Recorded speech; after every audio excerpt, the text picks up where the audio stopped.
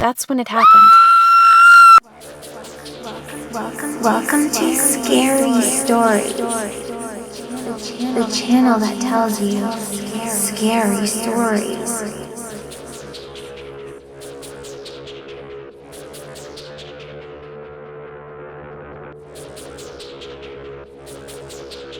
The Freshman-Senior Glitch, as told to Peter Bernard, read by Madeline Starr. When I started high school, I was a very humble, very shy, very uncertain girl. Somehow, I got taken under the wing by one of the local rich girls, and through loyalty to her, I had become a real queen of the scene by senior year. My mom had been finding jobs I could do to help her small business, so I could make the extra money I needed to buy the kinds of outfits and shoes I needed to fit in with the group. Their parents were all so powerful locally that everywhere they went, everyone fawned over them. Even my mother waited on them like a servant when they would drop by our place infrequently.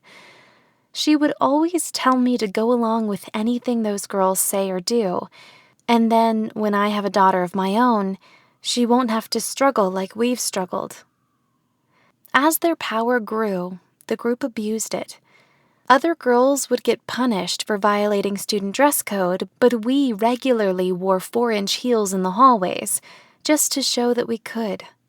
We would be rude and bullying to other girls right in front of the faculty, who would nervously walk away, pretending they hadn't seen anything.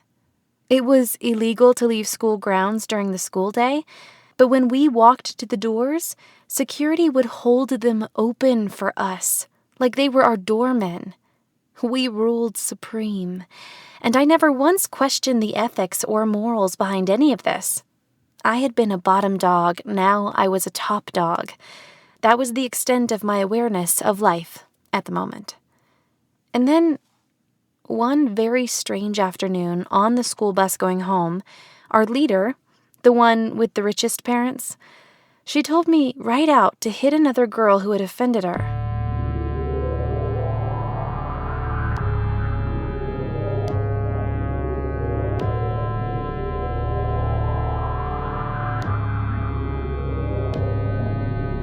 I had missed the beginning of the situation. I'm not sure what the girl had done that was so wrong, and we'd never hit anyone before. Now, 3 of my friends were urging me to do something I had never done before to someone I didn't even know for some reason I was not being clearly informed of. I remembered my mother telling me that I had to do everything the group wanted, then I could live the easy life. I looked at the girl who was crying and staring back at me with pleading eyes. That's when it happened, really suddenly. I couldn't believe she was going to hit me. This taller, glamorous girl that I always thought was so cool was going to hit me. Why did they hate me? Just because I was a freshman? I've only ever said nice things to them. Wait, that girl that's going to hit me, that's me. Now I'm the crying freshman. Why did I think I was a senior? Did I trade places with that tall girl for a minute? I get the feeling that she doesn't really want to hit me. I'll just throw myself on the mercy of her court. Oh, please! I fell on my knees in front of these beautiful, glamorous, powerful, rich girls, and I told them how much I admired them. I told them how beautiful they were and how I and everyone else wished we could be them. I begged them to have mercy, and that I'd be so happy to do anything they wanted in return. The leader rejected my idea, but the one she had asked to hit me liked it and suggested they take me under their wing and keep me as Girl Friday. When I got home, I told my mom what happened. She told me that those girls have powerful parents, so I should just do everything they say. And when I have a daughter of my own, she won't have to struggle as much as we've had to.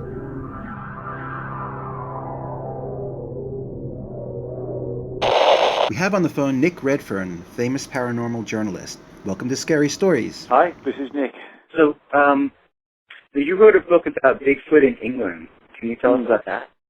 Yeah, I wrote a book called Man Monkey. The Man Monkey is the name of a creature that's been seen in central England, in the counties of Staffordshire and Shropshire, which is actually not too far from where I grew up as a kid.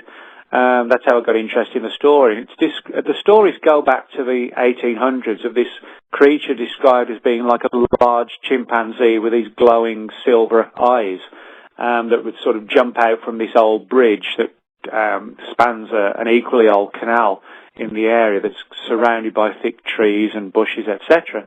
And over the last 130, 140 years, there have been numerous sightings of this creature, the man monkey.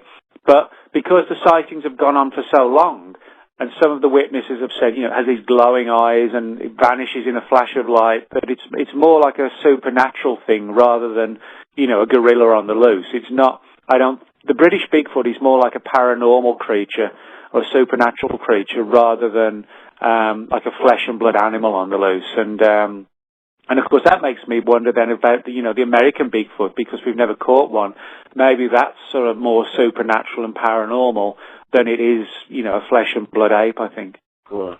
Speaking of American paranormal animals, do you think that werewolves are real? When it comes to werewolves, I do think they're real, but I don't think it's like in the movies where, somebody gets bitten by a werewolf, then when a full moon comes around, they start sprouting fangs, fur, hair, etc., and going on a killing rampage. I don't think it's like that. I think these creatures are paranormal, and they're always in that particular form. There are a lot of reports in the United States of people seeing what look like wolves, but standing on their hind legs in the vicinity of old Native American burial mounds and sacred sites, graveyards, places like this, which are always, attracted by or to paranormal phenomena.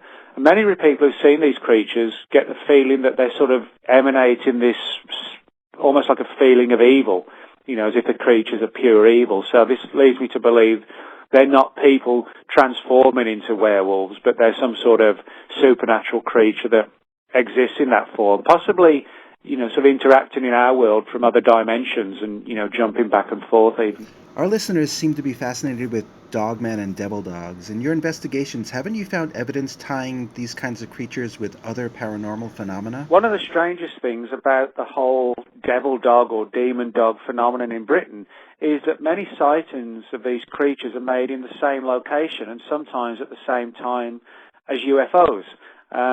For example, I've got one case in the book where a guy had seen this strange ball of light flying through the woods, and it kind of exploded on the road in front of him, and suddenly there was this huge black dog with these glowing eyes sort of looming in front of him in the middle of the road.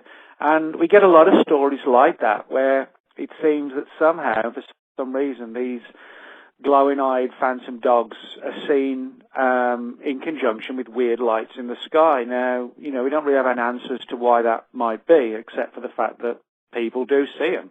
So, we can only report what the witnesses say. But somewhere down the line, there is a connection between the two, I think. Tim Beckley invited me to write a chapter for this book, The Hounds of the Baskervilles, which basically reprints the original Sherlock Holmes novel, The Hound of the Baskervilles, and Tim asked me if I wanted to write a paper which detailed how and why Conan Doyle was inspired by real-life legends of these ghostly demon hounds, if you like, how he was inspired to write his novel. So that's what I've done. I've written like a 30-page paper for this book that gives a background from the reality to the fiction, if you like. So you have a funny accent for a Texan. Where exactly are you from? I'm originally from England. Live just outside of Dallas, Texas now. I've been over here about 12 years. I grew up in central England, county of Staffordshire, and after finishing school I began working on a music magazine called Zero. Did that for a few years and got into mainstream journalism. And I still do a lot of that today. I write books on the paranormal, but I also do a lot of military history research. I'm a feature writer for Penthouse. So I do a lot of other stuff beyond just weird writings, if you like. But I've done that now for a long time, and I enjoy what I do because it's not a regular 9-to-5 job, and I hate suits, so I can come and go and do what I like, basically. Yeah. Didn't you used to be a rock writer? How did you become involved with this paranormal stuff? The reason I got interested in paranormal stuff and began writing about it is because my own father really inspired me. He was in the British Royal Air Force, worked on radar, and was involved in several UFO incidents where the guys were tracking UFOs on the screens, and fighter planes were sent up to try and intercept whatever these things were. This was back in the 1950s. And the pilots just couldn't get anywhere near them, but it was clear that, they weren't Russian planes or anything like that. And he told me this when I was about 13 or 14, and that got me interested, not just because it was my own dad, but because, he was trained on radar with the military. So that got me interested in that subject. And he still talks about it to this day. He still remembers it as vividly as when it occurred. But when I sort of broke into the writing field, I thought, keeping his sort of experience in mind, why not try and combine the background with weird stuff with the journalist background, and bring the two together. So that's what I've, tried to do ever since. Yeah, it's interesting. I used to be friends with John Keel years ago, and he's also the only other person that I've ever spoken to is, besides you, who approached it like in that way, like from a journalistic point of view. Everyone else sort of seemed to be interested in it, and then started writing, kind of thing. That's the people that I've met. Well, I think a lot of it is dependent on how people get into the subject. I mean, a lot of people get in it because they've had a personal encounter, and sometimes a pretty significant one. That's never happened to me. I've been more detached on the outside looking in and writing and researching other people's cases rather than, trying to resolve my own encounter, which hasn't happened. And I think that's often the approach Keel took. He took a journalistic approach rather than someone who was actively, deep into it because he'd had some sort of life-changing experience or whatever. Right. So how did you first meet Tim Beckley? Well, I've known of Tim's stuff for years. I mean, sort of going back 20 years. I mean, I like Tim's books because he puts out a lot of old out-of-print books that would be really difficult to get hold of otherwise. And one of the other reasons I like Tim's stuff is because, like me, he focuses on a lot of different areas, whether it's these sort of ghostly black hounds with the Hand of the Baskervilles, or UFOs, or Bigfoot, lake monsters, ghosts, time travel. I'm one of these people who has a lot of interests in a lot of different paranormal areas, and so does Tim. And, he's kind of one of these guys who, like me, is I guess a weird sense of humor, and we kind of gravitated to each other, in terms of work and research, and, just got a lot of other sort of quirky interests as it comes to the paranormal. So, and Tim enjoys having a life away from the subject and having a good time as well, which is always important, not to get bogged down and obsessed by all this, but to be able to sort of kick back and have fun as well. That's true. Some people don't have much of a sense of humor in paranormal. Well, the problem is with the paranormal field is that very often, it can dominate and obsess people, and it takes over their lives, and that's never a good thing with anything. Never mind just the paranormal. You should be able to. What I do, I like to work, and I stick to generally sort of regular working hours when I'm writing, sort of 8 to 5, Monday to Friday, and I stop. I've got evenings then to myself and weekends to do whatever I want to do. And I think it's important with stuff like this to have time away and a regular, normal life, whether it's going to watch a sports game, going out for a drink or the cinema or anything, just live a normal life, even if your job's a bit abnormal. Cool, yeah. So who's the biggest star you've ever gotten to meet through your work? Sorry, I missed that one. Say that again. Who's the biggest star you've ever gotten to meet through your work? Biggest star? I met the singer from Blink-182. That was cool because I love punk rock music, and he was attending a UFO conspiracy conference in Las Vegas a few years ago, and I bumped into him in the auditorium and had a chat with him, and he was a cool guy to hang out with for a few minutes and chat with, and For the most part. I also met Dean Haglund, who played Langley, one of the so-called lone gunmen on the X-Files series. That was kind of cool. I sort of hung out with him for a weekend in Roswell, New Mexico, of all places, about 5 years ago. We were both at a conference there. And, he was a cool guy, very down to earth, no ego, just happy to chat and, catch up and just discuss stuff in general, and good sense of humour, and that's what I like, when you meet a famous person, that you can get on with them, and there's no sort of egos and barriers, it's all good. You know Mike Clelland, the cartoonist who's achieved some notoriety for saying he's being harassed by space aliens who disguise themselves as owls. What do you think of Mike's work? Yeah, I know Mike Clelland, and Mike's done a lot of good research because he sort of goes into some very alternative areas, like dreams and the significance of them in relation to stories like abductions, where people who've been abducted often report kind of like screen memories of owls and things like this, and also just sort of magically weird stories of owls. And, Mike collects a lot of these, which seem to suggest there's a pattern here. And as I said, I like Mike's stuff because he thinks outside the box. He just doesn't go along, with the accepted wisdom that's been in place for years. He's interested in things like synchronicities, sort of like weird coincidences, that kind of thing. And some of the more kind of esoteric and stranger aspects of the UFO phenomenon. He's a regular blogger and poster of articles, and he gets a lot of good interviews with people as well, sort of really thought-provoking ones, you can download from his site, etc. So he's doing a lot of good research and thinking outside the box, because unfortunately, within the UFO field, there's sort of a lot of rigid belief systems that people don't want to sort of veer away from, and Mike's not like that, he's like me. We both kind of look at some of the alternative explanations and ideas for the UFO phenomenon.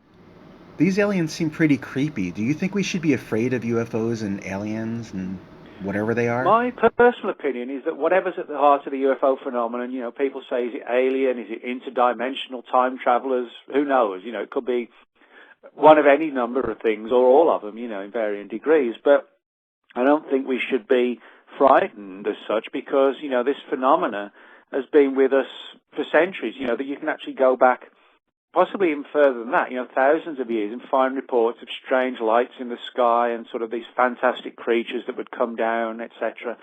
And, although they haven't sort of landed on the White House lawn and, given us all the secrets of the universe, they haven't destroyed us either. So I think if they were going to destroy us, they would have done it when we didn't have things like spacecraft and nuclear weapons to potentially help defend ourselves. So I think they're more along the lines of perhaps watching us or possibly even using us for their own ends. People talk about abductions being used where people are used in medical experiments. So I think that rather than coming here to help us or destroy us, they're like us. We use other lower forms of life, to help us. We live on, we're meat eaters, we eat meat, so we farm animals. Maybe we're just seen as a commodity by the aliens. They don't hate us, but, perhaps they exploit us in some way.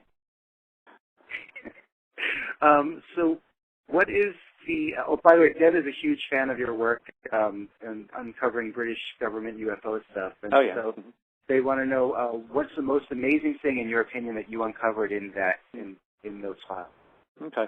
Yeah, the British government has released into the public domain thousands of pages of official files on UFOs. This isn't like WikiLeaks, where people have acquired these files illegally. These are all legal documents that the government has officially declassified for anybody to see. What I find sort of most amazing about these files is that many of them aren't just sort of vague lights in the sky. There are reports from military pilots going back to the early 50s of seeing sort of like silvery flying saucers hovering over British Royal Air Force military bases.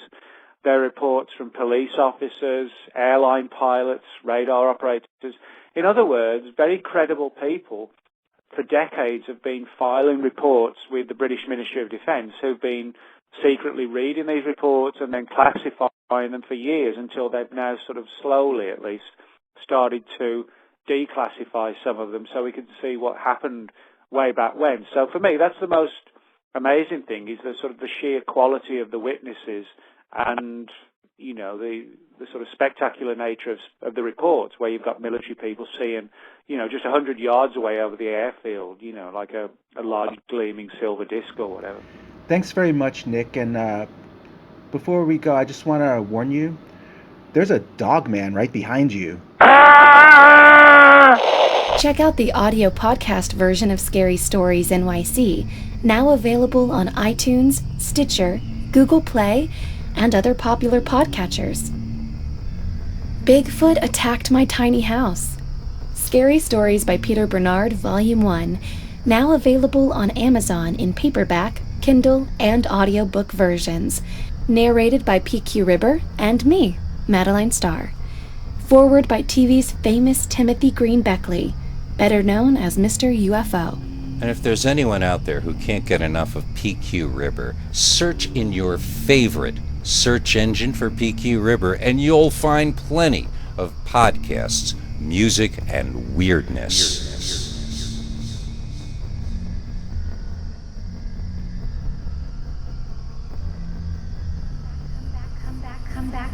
Come back for more scary stories.